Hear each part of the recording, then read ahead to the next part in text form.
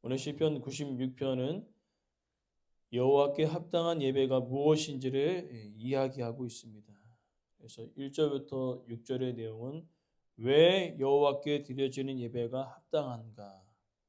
그리고 7절부터 13절은 무엇이 여호와께 드려지는 예배에 합당한 것인지, 그리고 끝으로 이 시편의 말씀을 통하여 오늘날 우리들에게 무엇을 요구하시는지, 오늘 그 부분들을 말씀을 통해 살펴보며 우리가 드려지는 예배가 기쁨과 감사가 되어지기를 간절히 소망합니다.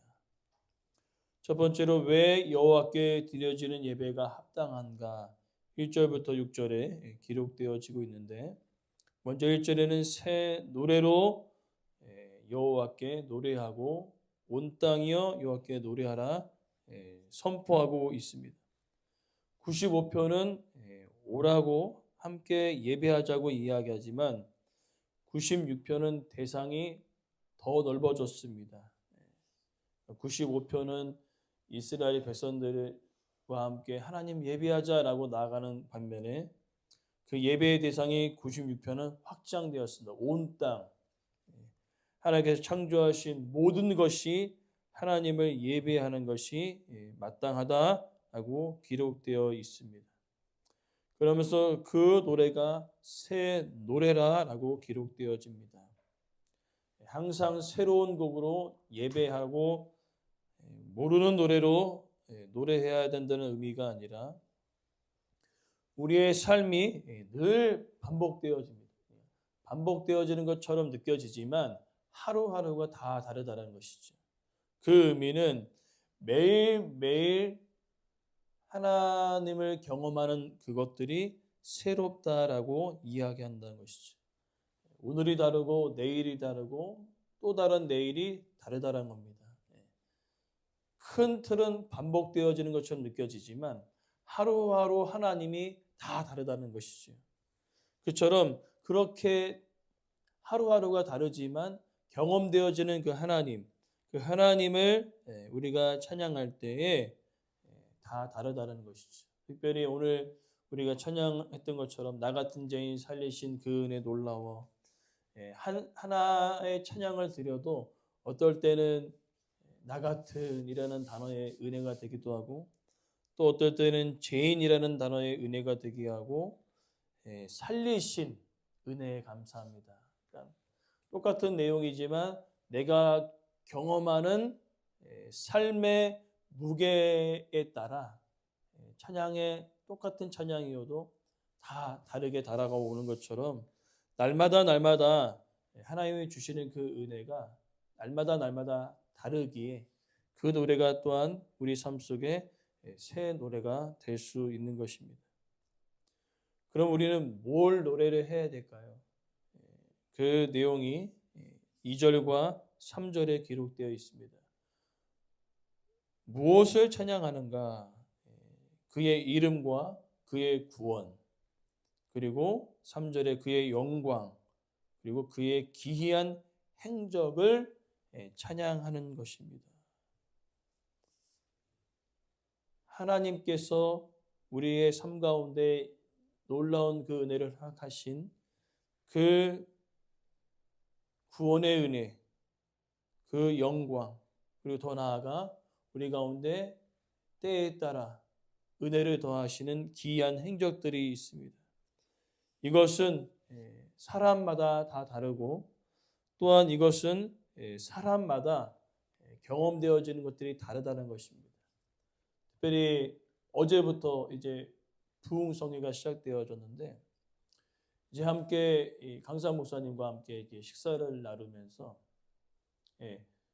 장소가 주평학교회라 저희 당회장 목사님이시잖아요. 그러면서 저희 교회를 이제 소개하더라고요. 지금 시골에서 열심히 사역하고 있는 목사님입니다. 이렇게 젊냐 하면서 막 이런저런 얘기를 나누면서 그 목사님이 딱 한 가지 얘기하시더라고요. 시골에 있다고 시골교회 목사처럼 행동하지 말고 꿈을 크게 가져라. 믿음의 크기에 맞게 하나님께서 역사하신다. 그게 확 마음에 와닿았어요. 그래. 내가 시골에 있다고 시골에 있는 것이 아니라 믿음의 크기의 분량에 따라 하나님께서 부어주신다. 왜냐하면 여기 목사님도 30년 전에 안산은요 완전히 시골이나 다름없었다는 겁니다. 근데 믿음의 크기에 따라 성도들의 믿음의 크기가 달라지고 목사의 믿음의 크기가 달라지면서 하나님은 안산에만 사람들을 불러오시는 것이 아니라 안산을 비롯한 여러 곳에서 불러주시는 것처럼 꿈을 크게 가지라는 거죠. 그래서 단지 여기 삼봉리뿐만 아니라 멀리 내다보고 전국에서 올 것을 기대하면서 성도들과 함께 기도하라고 해서 알겠습니다, 목사님. 믿음의 크기를 제가 크게 하겠습니다. 오늘 본문의 이야기도 마찬가지입니다. 하나님께서 우리에게 주신 놀라운 그 은혜를 사람마다 경험하는 것들이 다 다른데 무엇에 따라 다르냐면 믿음의 크기에 따라 다 다르는 겁니다. 내가 얼마나 믿음을 가지고 하나님을 예배하느냐에 따라서 하나님을 경험하는 정도의 차이가 다 다르다는 것이죠. 믿음 없이 바라보는 세상과 믿음 있이 믿음을 가지고 바라보는 세상은 다른 것처럼 믿음이 있는 가운데 하나님을 바라보는 것과 믿음 없이 하나님을 바라보는 것은 예배의 차이가 달라진다는 것입니다. 오늘 시편의 기자도 마찬가지입니다. 똑같은 세상을 보고 똑같은 사건과 환경들을 만나지만은 그 믿음의 크기와 또 하나님을 향한 그 구원의 은혜, 그 은혜가 크면 클수록 하나님께서 주시는 똑같이 하나님께서 은혜를 베풀어 주시지만은 그 은혜의 크기가 다 다르다는 것입니다. 소망하는 것은 우리의 믿음의 크기가 더욱더 넓어질 뿐만 아니라 하나님께서 주시는 그 구원의 은혜가 날마다 새로워지는 놀라운 은혜가 우리 가운데 있기를 간절히 소망합니다. 그러면서 이제 그렇다면 왜 하나님께서 이렇게 놀라우신 그 은혜를 베풀어 주셨는데 우리가 왜 찬양해야 될까? 4절 말씀에 하나님밖에 없습니다. 하나님만이 위대하시고 하나님만이 모든 신들보다 경외할 것이라는 거죠. 여기에서 개념은 세상의 많은 신들 중에 한 분이라는 그 의미가 아니라 모든 신들은 다 헛된 것이라는 겁니다. 오로지 온 땅을 창조하신 창조주 하나님만이 예배를 받으시기에 합당하신 분이기에 오늘 우리가 드려지는 예배의 대상은 하나님밖에 없음을 선포하고 있는 것입니다. 단지 이스라엘 백성들에게만 국한된 것이 아니라 오늘 보면 96편은요. 온 땅이라는 거죠. 하나님께서 창조하신 그 모든 것이 하나님을 예배하는 것이 마땅하다. 왜냐하면 하나님은 창조주가 되시기 때문에 그렇다는 것이지. 그래서 이어서 5절 말씀에 만국의 모든 신이 우상이다. 사람에 의해 만들어졌기 때문에 그들은 예배의 대상이 될 수 없다 선포하고 있습니다. 그리고 더 나아가 하나님을 예비하는 그곳에 6절에 존귀와 위엄과 능력과 아름다움이 그의 성소에 있다는 것이죠. 즉 하나님을 예배하는 우리들에게 하나님의 위엄과 능력과 그 아름다움이 성소에 있다는 것은 그렇게 하나님 믿고 의지하며 하나님 앞에 나아가는 이곳에 바로 하나님의 놀라우신 능력과 아름다움이 그렇게 믿음으로 반응하고 예배하는 성도들 가운데 그 무리 가운데 그 교회 안에 넘치기를 간절히 소망하고 있습니다. 그러면서 7절부터 13절에 그럼 우리는 무엇을 하나님께 드리며 나아가야 하는가? 7절부터 13절의 내용이 그 이야기인데 크게는 바로 오늘 본문 여호와께 돌릴지어다 영광과 권능을 하나님께 드린다라고 얘기했습니다. 드린다는 그 의미는 영광과 권능이 하나님께 속했음을 인정하는 것입니다. 아, 맞아. 우리의 모든 것을 받기에 합당하신 분은 하나님이신 것을 인정하는 것입니다. 그것이 바로 드리다라는 개념을 가지고 있습니다. 그러면서 8절과 9절의 내용은요. 예물을 들고 또 옷을 입고 하나님께 나아가는 모습을 보여주고 있는데 이것은 바로 실제로 그죠? 위대한 왕 앞에 나아가는 종의 모습 또 하나님 앞에 나아가는 제사장의 모습을 연상케 합니다. 그렇기 때문에 예배는요, 단순히 여기 앉아 있는 것만 예배가 아니라 집에서 준비하는 그 시간부터 예배가 되어진다는 것입니다. 준비하고 나오고 하나님을 예배하는 그 모든 것이 예배가 되어지는 것입니다. 그러면서 우리가 집에서 이제 하나님을 예배하는 그 성소로 나아갔을 때 우리가 어떻게 나아가야 하는가? 어떻게 준비되어져야 하는가? 오늘 본문의 내용이 쭉 이어지고 있습니다. 10절에 모든 나라 가운데 여호와께서 다스리신다. 하나님께서는요, 한 곳에만 통치하는 것이 아니라 각 나라가 세 개의 나라가 있습니다. 세 개의 나라가 많이 있지만 자신의 나라가 한정되어 있습니다. 미국은 미국, 영국은 영국, 한국은 한국, 중국은 중국. 각자의 나라에 한계가 있습니다. 그러나 하나님께서는요, 그 나라에 한계가 없으시다는 거죠. 모든 것을 다스리시는 하나님이신 것입니다. 그것을 바라보며 11절 하늘은 기뻐하고 땅은 즐거워하고 바다가 거기에 충만한 것이 외치고 있습니다. 모든 자연 만물들이 그 하나님의 위대하심과 다스리심을 찬양하고 있습니다. 그리고 12절에 이어서 밭과 모든 것이 즐거워하고 숲의 모든 나무들이 즐거이 노래하고 있습니다. 그러니까 사람만 하나님을 예배하는 것이 아니라 이 땅에 창조하는 모든 것들이 하나님을 예배하는 겁니다. 무엇을 예배하니까?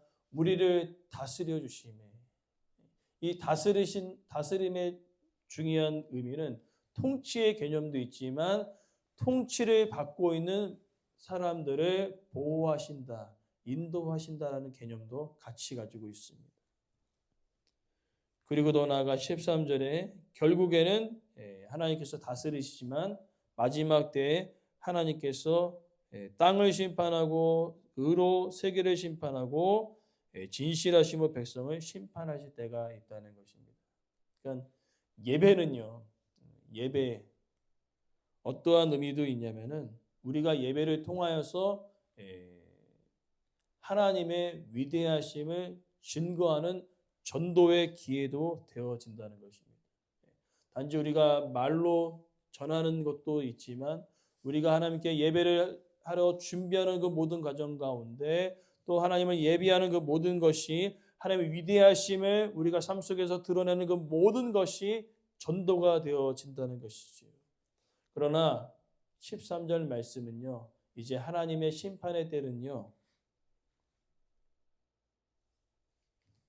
그 누구도 피해갈 수 없습니다. 무엇을 피해갈 수 없느냐?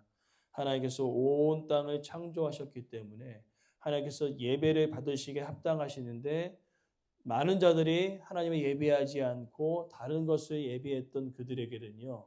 하나님의 심판이 그 다음에 그것을 깨닫고 하나님의 창조주 되심을 믿고 하나님을 예배하는 자들에게는요. 심판이 아닌 기쁨이 평안이 생명이 우리 가운데 있을 것이다 라고 선포하고 있습니다. 중요한 것은 무엇입니까? 예배의 대상은 하나님밖에 없다는 것이죠. 그래서 오늘 본문의 말씀을 통하여서 그러면 우리에게 요구하는 것이 무엇인가? 그것은 바로 하나님의 예배를 받으시기에 합당한 분뿐만 아니라 우리가 그 하나님을 예배할 때 하나님의 통치가 우리 가운데 임하게 되어집니다. 그것은 단순히 우리의 삶 가운데 하나님을 왕으로 인정하는 그 모든 것도 있겠으나 그렇게 왕으로 인정하는 많은 수많은 백성들을 보호하시고 인도하시는 하나님의 그 은혜와 영광이, 구원의 은혜가 큼을 우리가 결국에는 알게 되어진다는 것입니다. 그래서 그 새로운 노래, 제가 서두 얘기한 대로 새 노래로 하나님을 찬양해야 될 줄 믿습니다. 왜냐하면 매일의 삶이 다 다르고요. 아까 말씀드린 대로 믿음의 크기에 따라 하나님께서 똑같이 동일하게 은혜를 베풀어 주시지만은 믿음의 크기에 따라 그 구원의 은혜를 받아들이는 것에 따라 다 다르다는 것입니다. 그럼 누가 예배하겠습니까? 누가 영과 진리로 예배하겠습니까? 바로 하나님을 온전히 믿고 신뢰하는 그 한 사람, 그 한 사람의 그 예배가 하나님께서 예배를 받으시기에 합당한 영과 진리로 드려지는 예배가 될 수 있다는 것이죠. 그러니까 아는 자와 알지 못하는 자의 예배는 다르다는 것이죠. 온 땅을 창조하신 하나님을 믿고 구원의 은혜를 베풀어 주신 그 은혜를 아는 자와 그것을 생각하지 않고 그냥 예배하는 자는 예배 정도의 차이가 완전 다르다는 겁니다. 그냥 와서 자리를 채우고 가는 사람뿐만 아니라 오늘 본문의 말씀과 같이 내 삶을 다스리시고 구원을 베풀어 주신 그 은혜를 알고 믿는 자의 예배는 완전히 다를 수밖에 없다는 겁니다. 오늘 우리의 예배가 이와 같기를 간절히 원합니다. 나를 다스리시고 나를 보호하시고 나에게 주신 놀라운 그 은혜를 기억하며 온전히 믿고 나아가는 그런 예배, 우리의 예배가 되게 하시고 뿐만 아니라 우리의 예배드릴 그 삶의 모습을 통하여서 또 다른 믿지 않는 자들도 하나님을 예배하는 그 귀한 일에 저와 여러분이 사용되어지기를 간절히 소망합니다. 결론은 예배를 받으시기 합당하신 분은 하나님밖에 없습니다. 그것을 고백하며 살아가는 인생 되어지기를 간절히 소망합니다.